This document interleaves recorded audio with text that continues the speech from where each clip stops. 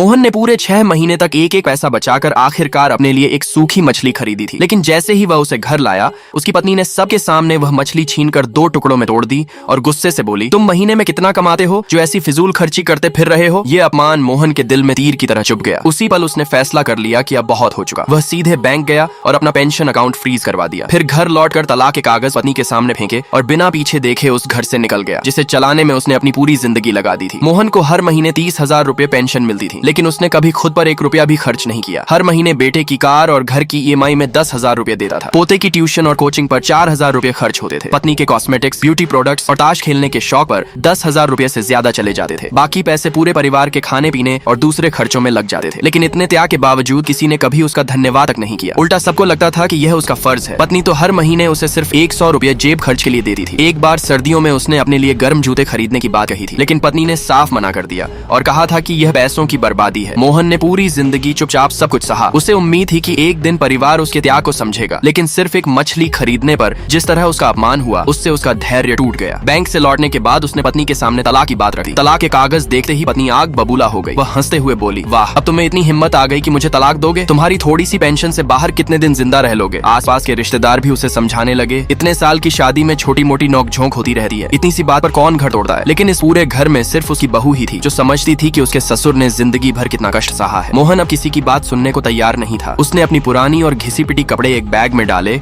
और दृढ़ आवाज में कहा, मैंने 40 साल तक सब कुछ सहा है, अब और नहीं, आज ये रिश्ता खत्म होकर रहेगा। इतना कहकर वह घर से बाहर निकल गया। पत्नी को तब भी यकीन था कि वह सिर्फ गुस्से में गया है और कुछ दिनों में वापस लौट आएगा, इसलिए वह बिल्कुल निश्चिंत होकर बैठी रही। लेकिन उसे क्या पता था कि इस बार मोहन सचमुच अपनी जिंदगी का नया अध्याय शुरू करने निकल पड़ा है और जल्द ही पूरे परिवार को उसकी अहमियत का एहसास होने वाला है। लाइक सब्सक्राइब कर देना, भगवान आपको बहुत खुशी देगा।